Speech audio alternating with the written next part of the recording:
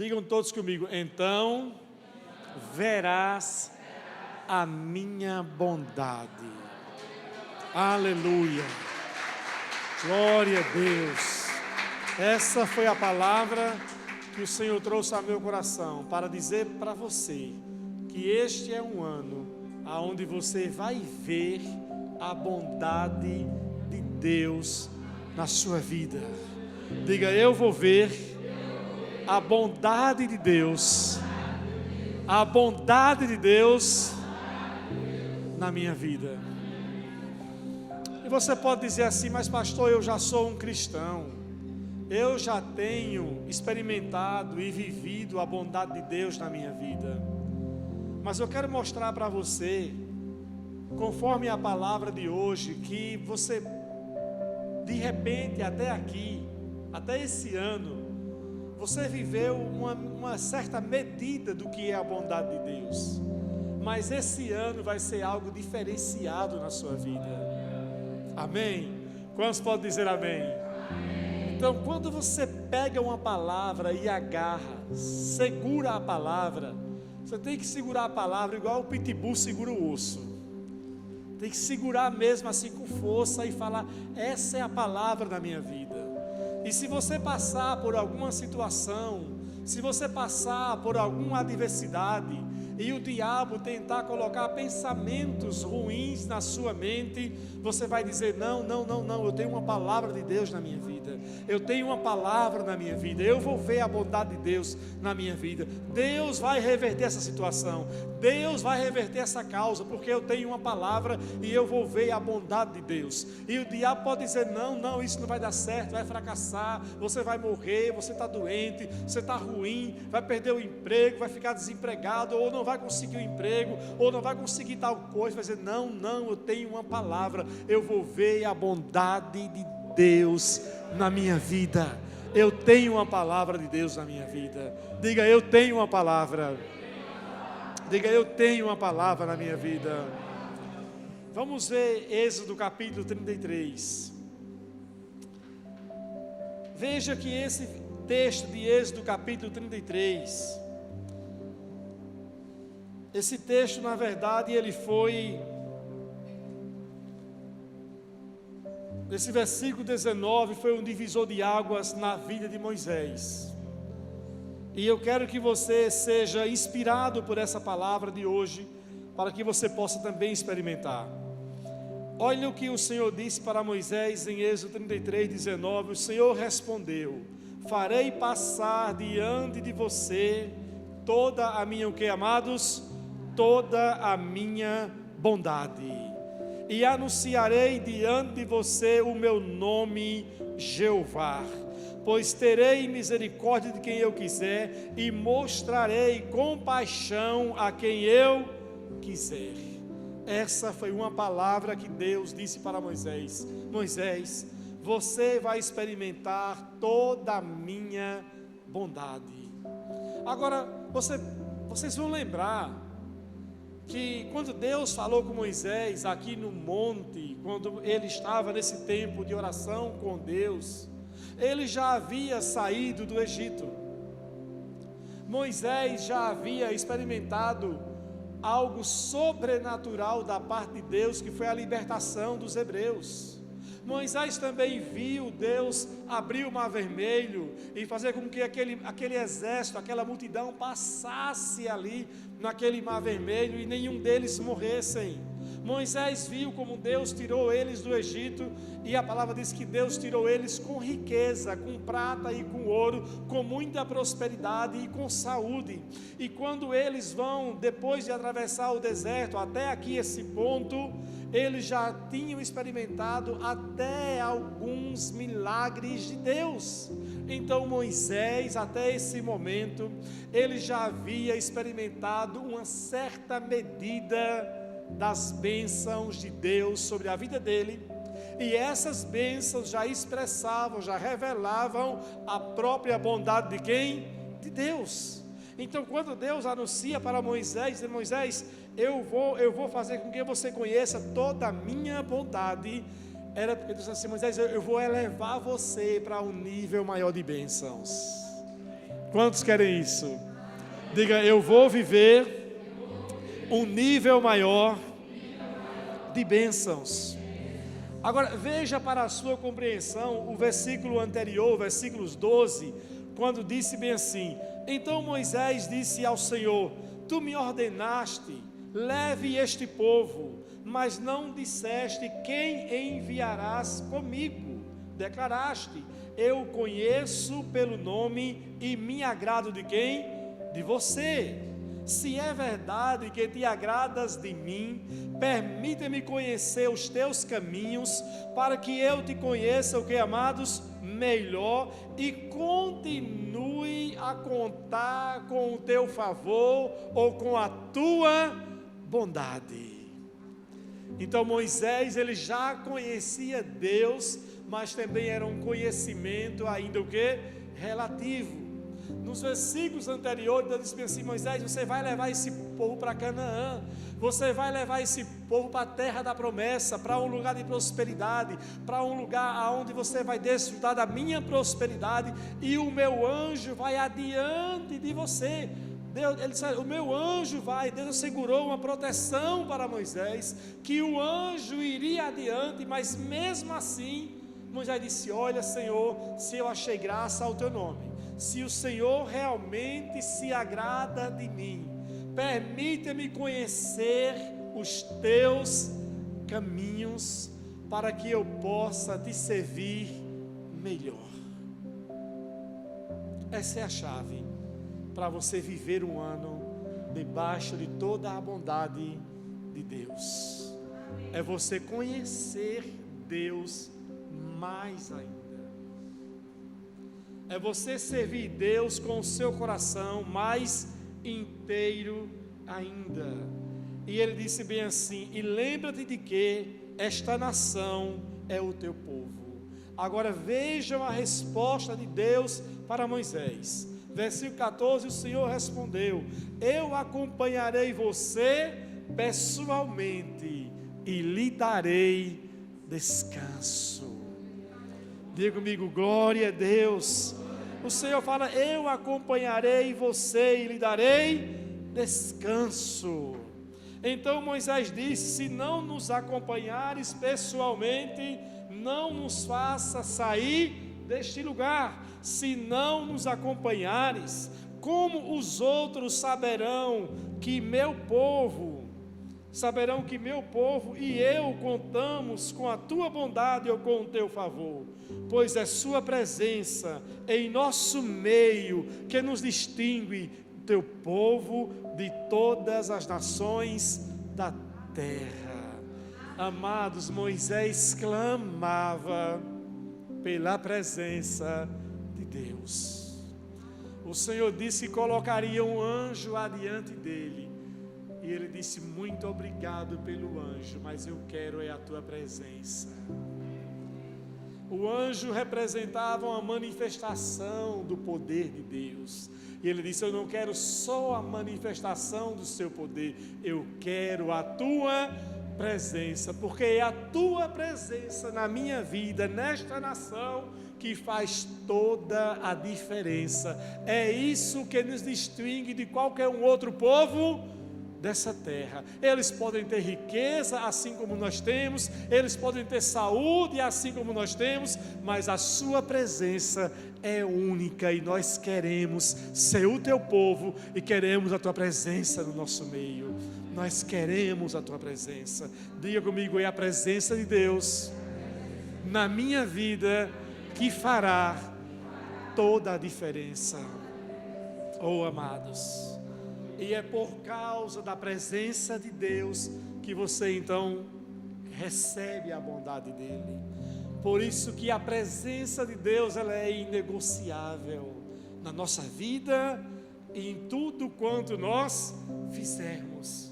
Eu quero ter a presença de Deus na minha vida, e eu não quero nada na minha vida que venha ofuscar a presença de Deus. Eu quero que as pessoas vejam a diferença do que é ter uma vida marcada pela presença de Deus. E quando você tenha essa vida marcada com essa intensidade, com a presença de Deus, você consegue ver as coisas diferente. Olha o que o Senhor disse a Moisés. Ele respondeu: certamente farei o que me pede, pois eu me agrado de você e eu o conheço pelo nome.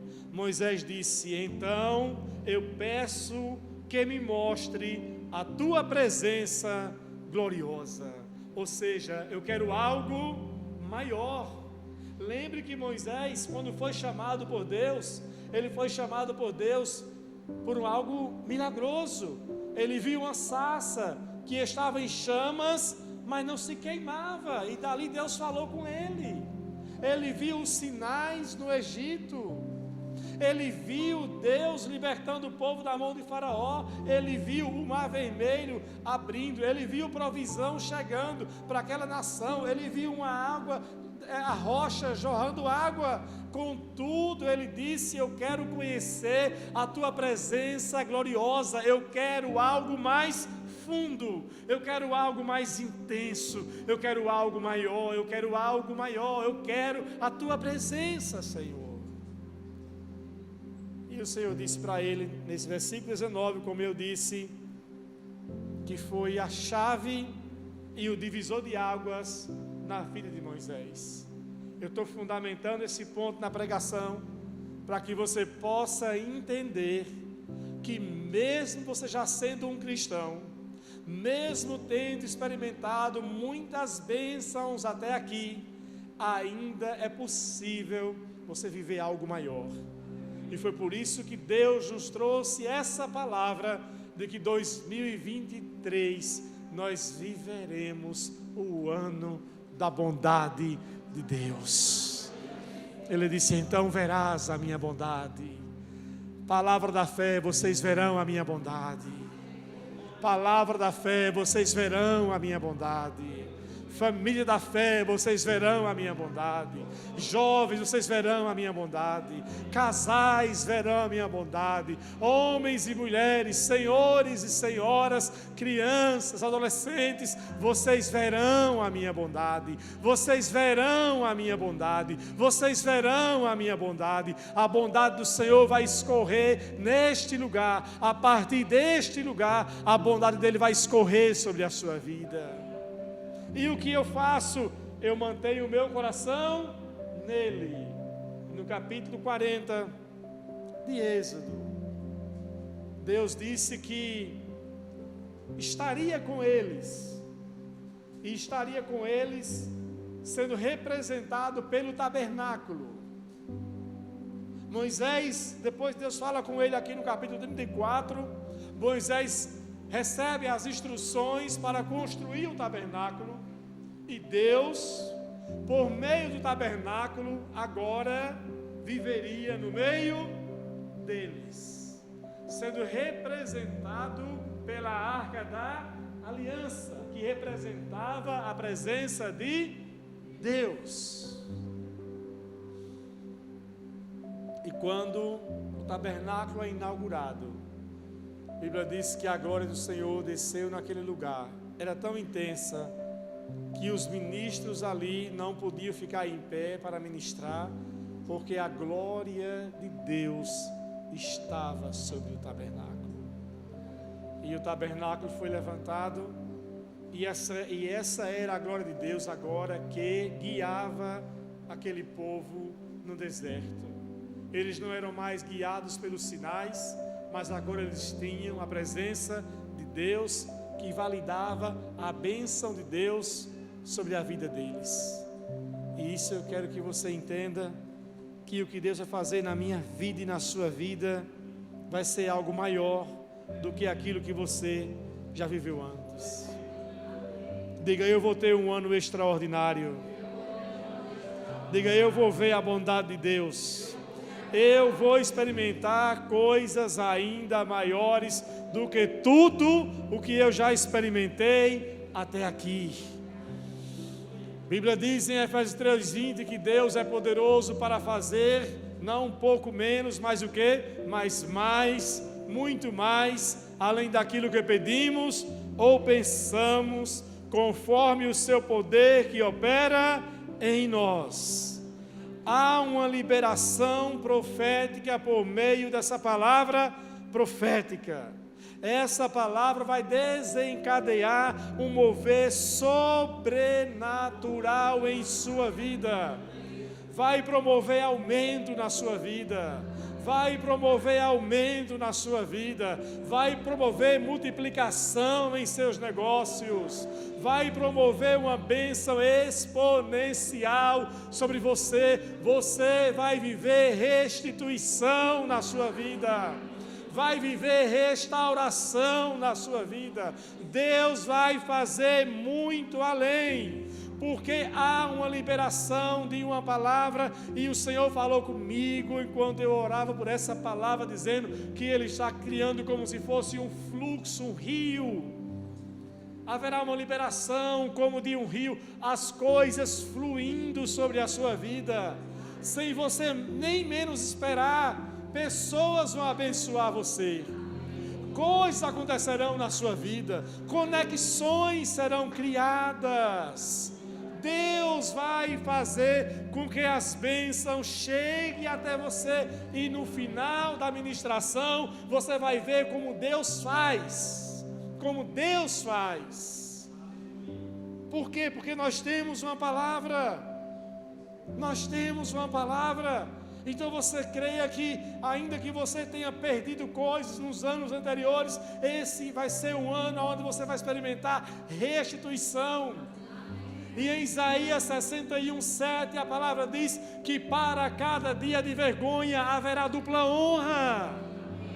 Deus, Ele não restituiu, tirou um, Ele coloca um de volta, não. Quando Deus restitui, se tirou um, Ele devolve muito mais, 7 vezes mais. A palavra diz que para cada dia de vergonha haverá dupla honra, muito mais para você. Diga: eu vou viver essa bondade de Deus na minha vida. O próprio Jesus, Ele viveu debaixo dessa bondade de Deus sobre a vida dele. Em Lucas, no capítulo 14, Jesus, com 30 anos de idade, e até os 30 anos de idade, a Bíblia diz bem assim: e Jesus crescia na sua infância, como? Em graça, conhecimento e estatura diante de Deus e diante dos homens. Diz: Deus era com ele. Quando a palavra diz que Jesus crescia em graça, era porque a bondade de Deus, o favor de Deus já estava com ele desde cedo. Mas no capítulo 4, Jesus experimenta algo diferente, e Ele anuncia algo diferente, mesmo já vivendo até os 30 anos, debaixo da bondade de Deus e de uma bênção relativa, mas agora Ele entra em algo maior. Vamos para Lucas capítulo 4.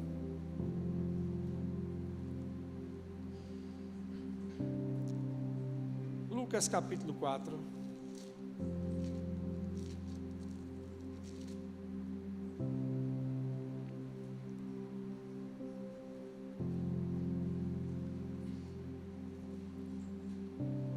Veja o que disse Jesus. No versículo 18 e 19, ele diz: o Espírito do Senhor está sobre mim, pois Ele me ungiu para trazer boas novas aos pobres. Ele me enviou para anunciar libertação aos cativos, cura aos cegos, libertação aos oprimidos. 19, e para declarar que é chegado o que, amados? Que é chegado o que? O tempo do favor ou da bondade de Deus.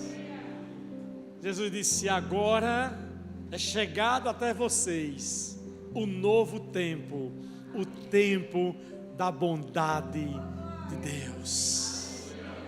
E a partir desse momento, assim como foi com Moisés, que a partir daquele momento do versículo 19, do Êxodo 33, quando Deus disse para ele: vou te mostrar a minha bondade, que as coisas aconteceram em um volume maior para Moisés, a mesma coisa foi com Jesus. Até aqui não tinha acontecido nenhum milagre, mas quando ele entra nesse tempo, ele fala: o Espírito do Senhor está sobre mim, porque agora vocês vão ver o tempo da bondade do Pai. E o que ele começa a fazer depois daí?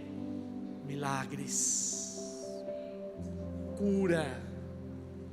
Ele curou todos. De que doença? De todas as doenças e todas as enfermidades. Quem não foi curado? Só quem não creu. E quem creu foi curado. Por quê? Porque ele disse: esse é o ano da minha bondade.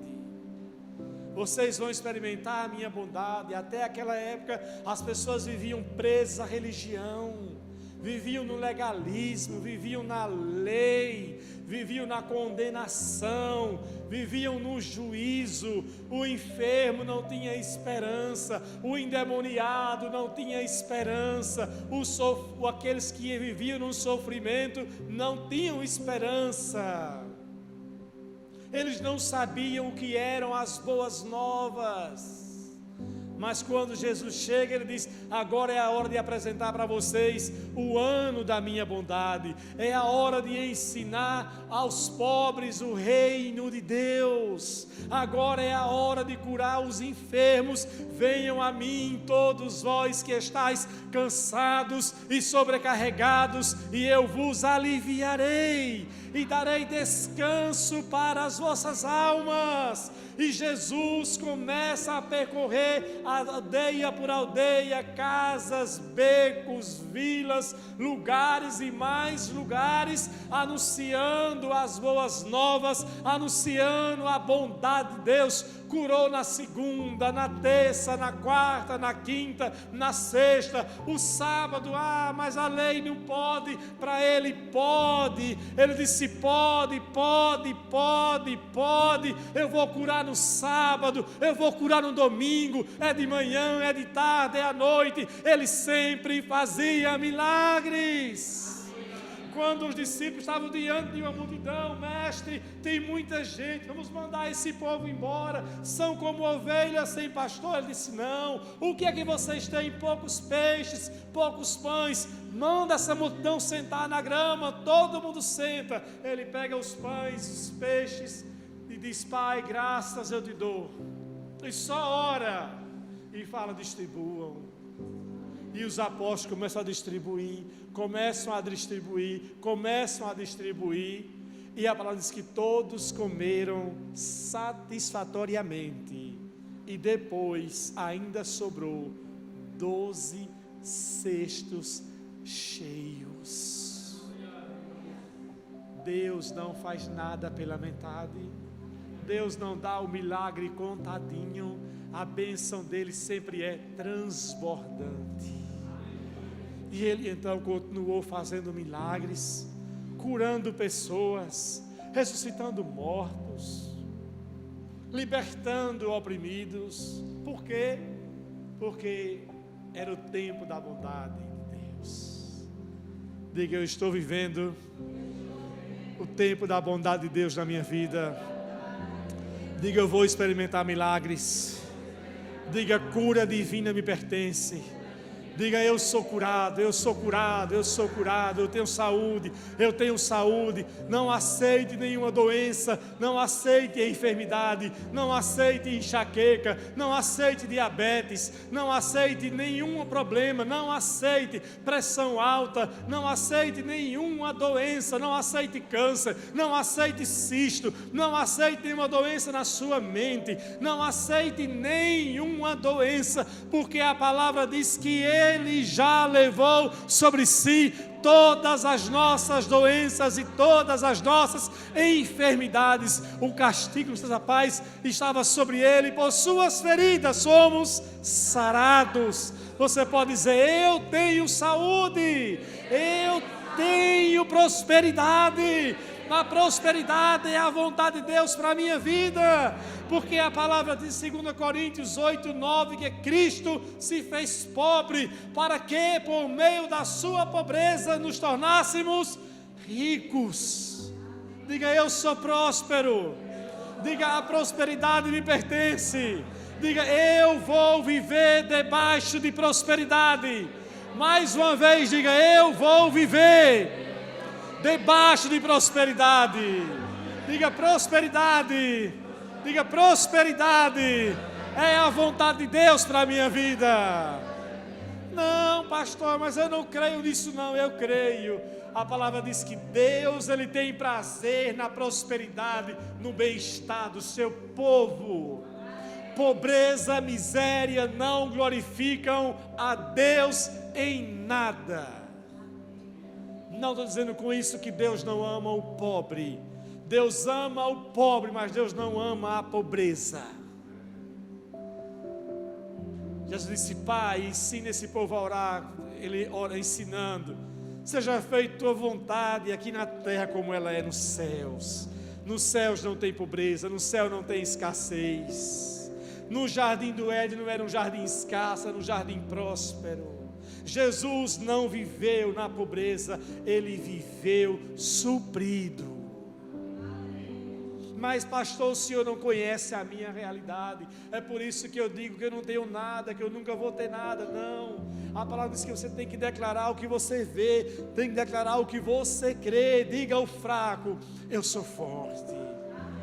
Então você pode dizer, mesmo sem ter nada, como disse Paulo, possuímos tudo, porque é Ele, é Cristo, segundo sua riqueza e glória, quem supre todas as minhas necessidades. É o tempo de bondade, é o tempo de salvação para a sua casa, é o tempo de salvação para os seus familiares. É o tempo de você colher as orações que você tem plantado por eles. É o tempo de você colher cada oração que você tem colocado diante do Pai pelos seus familiares. A palavra diz em Apocalipse, no capítulo 5, versículo 8, que as nossas orações estão em taças de ouro e elas sobem como incenso diante do Pai. E o Senhor recebe as nossas orações. A Bíblia diz em Atos 10 que Cornélio teve uma visão, e na visão o Senhor disse para Cornélio: Cornélio, as tuas orações e as tuas esmolas estão diante de mim. E Cornélio não era nem nascido de novo, nem estava em aliança com Deus, mas por ser um homem justo, piedoso, as suas orações já estavam diante de Deus. E eu pergunto: e a minha e a sua? Que somos filhos de Deus. E você pensa que Deus não tem ouvido suas orações? Eu digo para você que Ele tem ouvido, não só ouvido, como você vai ver as respostas das suas orações.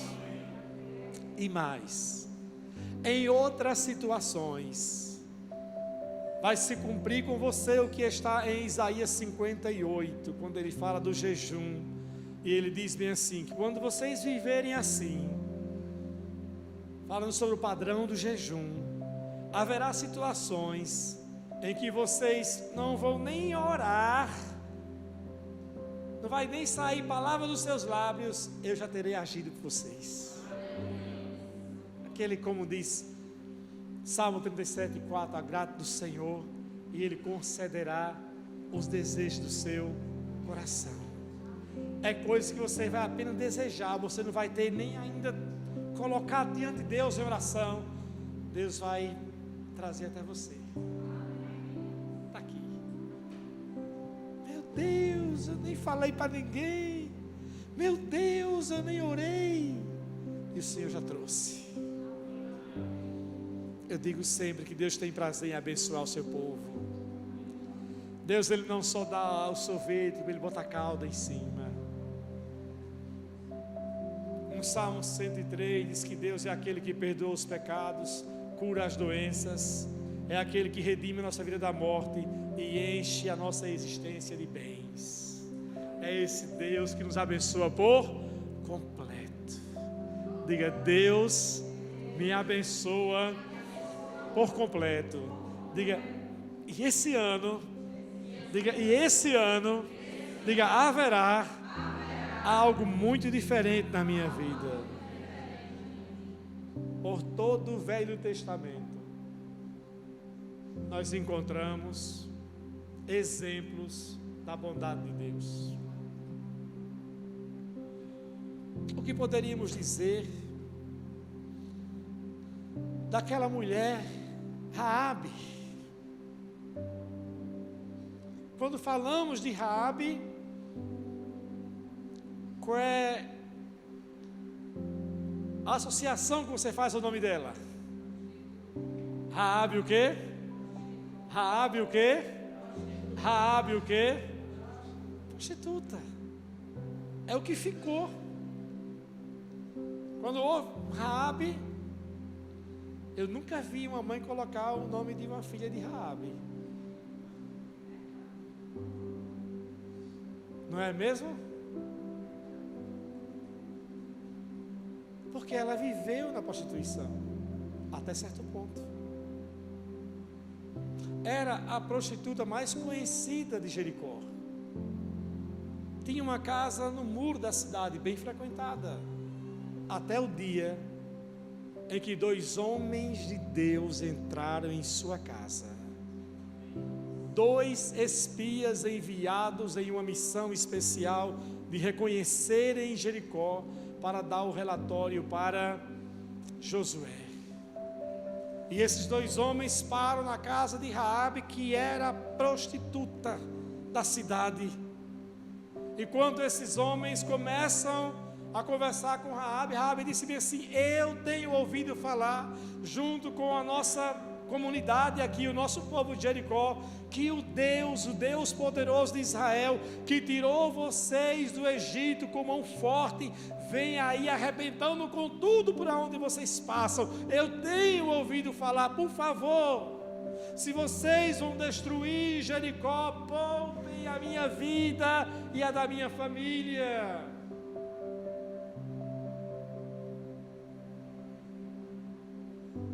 Ela não merecia ser poupada. Se ela fosse praticar a prostituição entre os hebreus, ela seria o quê? Apedrejada. Então ela era uma mulher ímpia e prostituta, não merecia nada.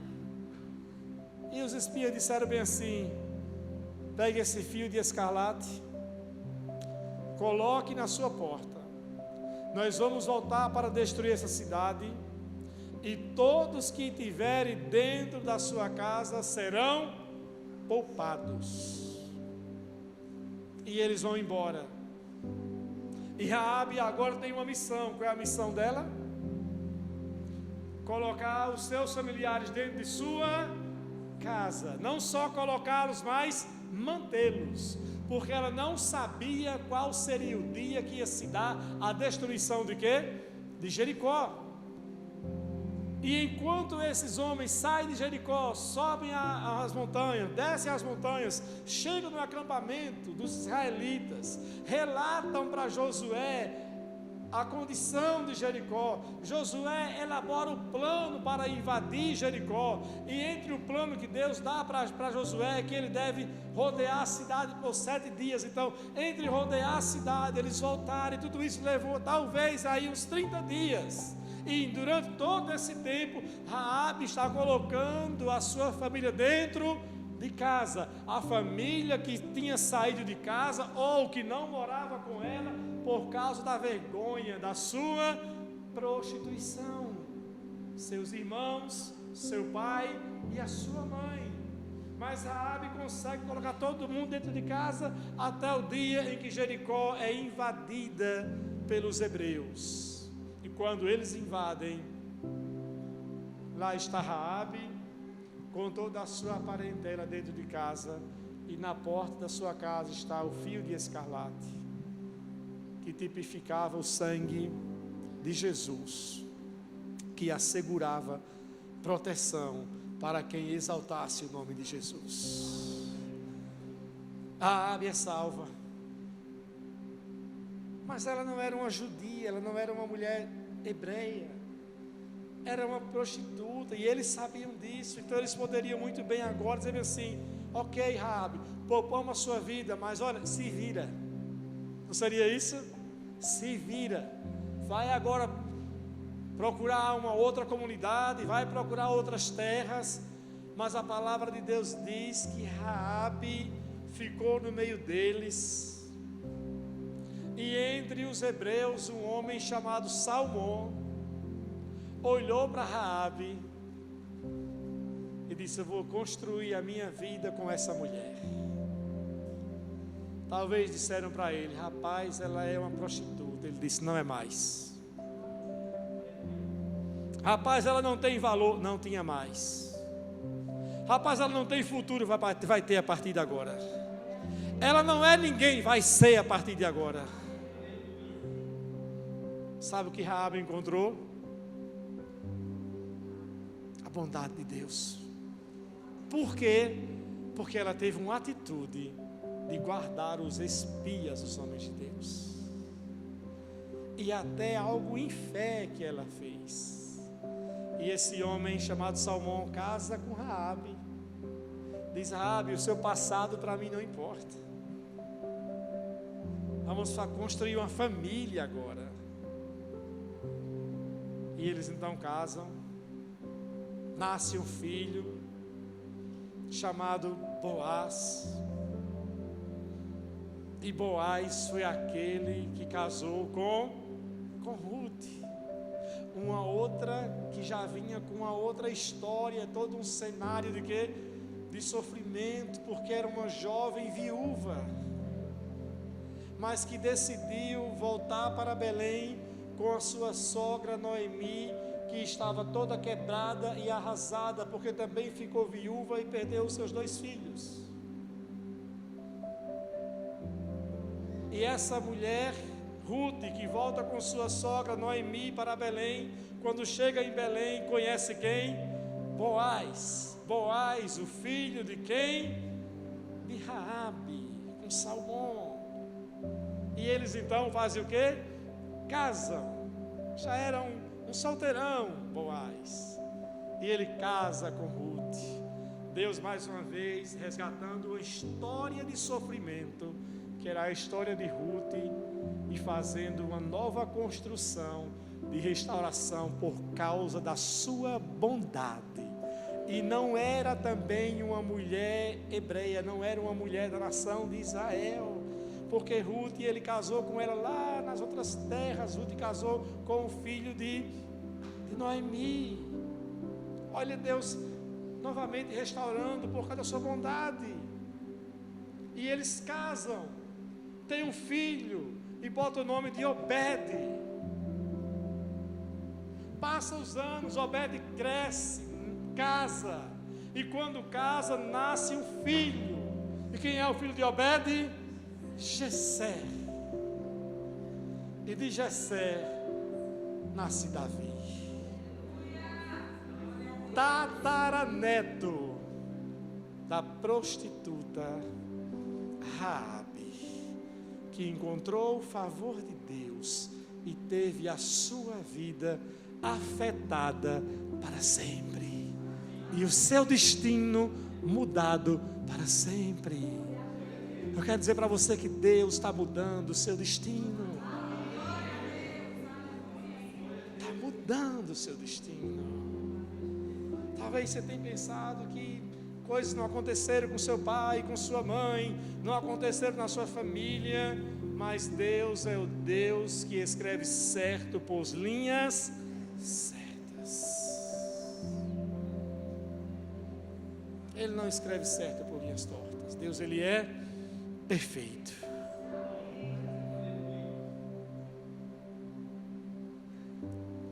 Chegamos em Gênesis agora. e encontramos mais uma história emblemática. José, já no Egito, depois daquela história que nós conhecemos da relação com seus irmãos, como Deus o coloca como primeiro-ministro do Egito, e como José traz de volta o seu pai e os seus irmãos, 70 pessoas da sua família, para conviver com ele. Seu pai Jacó, feliz da vida, porque pensava que o seu filho tão amado havia o quê? Morrido, mas estava vivo. E Jacó agora com 180 anos de idade, já velho, já não enxergando mais. José vai ver o seu pai e leva os seus 2 filhos, 2 garotos, Manassés e Efraim. Manassés, o primogênito de José, aquele que nasceu primeiro. Efraim, o caçula, nasceu depois, mas o mais novo.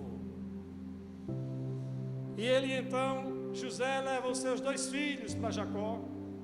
Jacó, com a visão um pouco embaçada, se alegra quando vê José e fala: e esses 2, quem são? E José diz: meu pai, são os meus filhos que nasceram aqui no Egito. Meus filhos, meu pai. José se prostra diante do pai em reverência, em respeito. O pai sentado,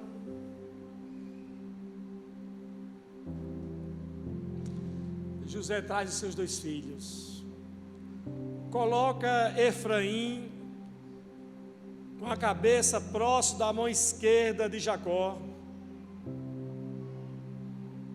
e coloca Manassés próximo à mão direita de Jacó, porque a mão direita é a mão que libera a bênção. E José fez isso intencionalmente, porque como Manassés era o mais velho, era o primogênito, era ele por quem de direito teria direito à bênção. E Jacó então diz: José, eu vou tomar os seus 2 filhos hoje para mim como se fossem os meus filhos. Eu vou adotá-los. Eles não serão abençoados como netos, eles serão abençoados como se fossem os meus filhos, para completar e fechar as 12 tribos de Israel. Eu vou tomar os seus 2 filhos. Talvez os irmãos de José mais uma vez não entenderam. De novo José sendo preferido. De novo José vai receber uma bênção diferenciada. Sim, é verdade, de novo. Por que de novo? Por causa da bondade de Deus. Não era por merecimento de José, era a bondade de Deus. Não era o merecimento para Manassés e Efraim, porque por merecimento eles não tinham que receber essa bênção da herança agora. A herança para eles era só depois que José morressem. Depois que José morresse, Jacó morreria, deixaria a herança para os filhos. José receberia parte dele na herança, e com a morte de José, lá na frente, os seus filhos receberiam o quê? A herança. Mas Deus decide antecipar as coisas. E eu quero que você entenda isso. Vai haver uma antecipação de bênção para a sua vida. Aleluia.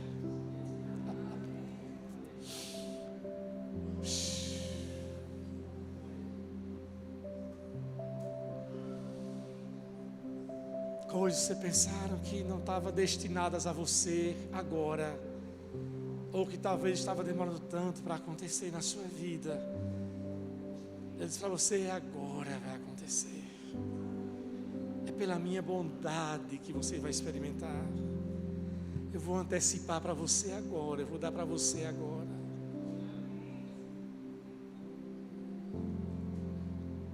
E enquanto Jacó está sentado, com Efraim à sua esquerda, Manassés à sua direita, quando ele começa a vai liberar as bênçãos, ele cruza as mãos. Ele coloca a mão direita da bênção para Efraim e a mão esquerda com a bênção menor para Manassés. E quando José vê aquilo, fala: meu pai, não, meu pai, não, meu pai. Manassés é o mais velho, a mão tem que vir para cá. O Senhor tem que abençoar Manassés com a mão direita e Efraim com a mão esquerda. Ele diz: meu filho, eu sei o que eu estou fazendo. Eu sei o que eu estou fazendo. Manassés vai ser abençoado, vai ser abençoado, mas Efraim vai ser muito mais. O destino é para ele da bênção. Deus mudou o curso da bênção. Essa é a palavra. Deus vai mudar o curso de bênçãos para atingir você de cheio. Pessoas não vão entender, pessoas não vão compreender por que você. São todos, talvez, têm direito da mesma forma, todos podem ser abençoados da mesma forma. Sim, mas Deus está destinando algo para você. E enquanto eu preparava essa palavra, você falou comigo dizendo que Ele vai mudar curso de bênçãos. Ele vai mudar curso de bênçãos. Você está na rota do milagre de Deus. Volte a sonhar, volte a crer em coisas maiores para a sua vida. Volte a crer em bênçãos maiores. Jacó começou a liberar bênçãos e mais bênçãos sobre Efraim, que era o mais novo. Além de Efraim ter a antecipação da bênção, ele teve uma antecipação ainda maior, porque ele não era o primogênito. Talvez você não se ache como aquele que é o mais capacitado, como aquele que é o mais preparado, mas quando Deus coloca a mão e cruza as mãos, a bênção dele alcança e atinge você de cheio. E quando as bênçãos começarem a chegar, nunca diga bem assim: não, eu não quero, só diga: eu recebo. Nunca diga assim: oi fulano, você não se confundiu não, só receba, porque Deus vai derramar algo exponencial em sua vida. Você tem recebido bênçãos? Tem, mas vai receber bênçãos ainda maiores. Diga: eu vou receber bênçãos ainda maiores. Xaralabramba saracanta labramba chorocos. Oh, xarabramba saracá salaranabramba xaracabrambas. Eu vejo Deus mudando situações.